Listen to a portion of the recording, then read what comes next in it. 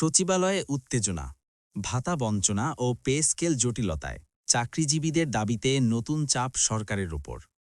গতকাল দুপুরে সচিবালয়ে এক নাটকীয় পরিস্থিতি তৈরি হয়। সচিবালয়ে কর্মরত নন ক্যাডার কর্মকর্তা কর্মচারীরা ২০% সচিবালয় ভাতা বাস্তবায়নের দাবিতে হঠাৎ আন্দোলনে নেমে পড়েন।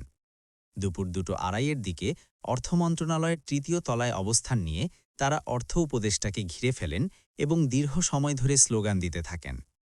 অংশগ্রহণকারীরা অভিযোগ করেন, রেশন সুবিধা, মহার্ঘ ভাতা এবং অতিরিক্ত প্রণোদনা নিয়ে বহুবার আশ্বাস এলেও কোনো বাস্তবায়ন হয়নি। এমনকি নতুন পে কমিশন গঠন করা হলেও বর্তমান সরকারের সময়ে তা কার্যকর হবে না, এমন মন্তব্যে কর্মচারীদের মধ্যে ক্ষোভ আরও বাড়ে। তাদের দাবি, উপদেষ্টা ও সচিবরা রাত পর্যন্ত অফিসে থাকলে তারাও থাকতে বাধ্য হন। অথচ অন্য দফতরের কর্মীরা স্কেলের বাইরে নানা ভাতা পেলেও সচিবালয়ের কর্মীরা বঞ্চিতই থেকে যান। এদিকে অন্যদিকে চলছে সরকারি চাকরিজীবীদের বহুল প্রতীক্ষিত নতুন পে স্কেলের অগ্রগতি।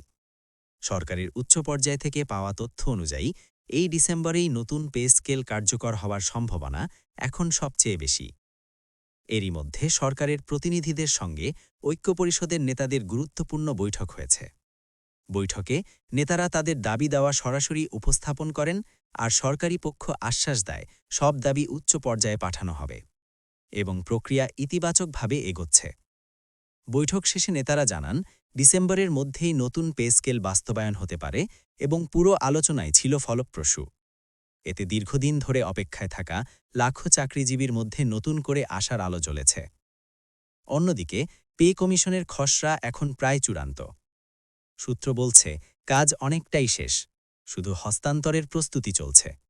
যদিও কর্মচারীরা যে ১৫ ডিসেম্বর পর্যন্ত সময় বেঁধে দিয়েছে, তার মধ্যেই সুপারিশ দেওয়া সম্ভব হবে কিনা সেটি এখনও অনিশ্চিত।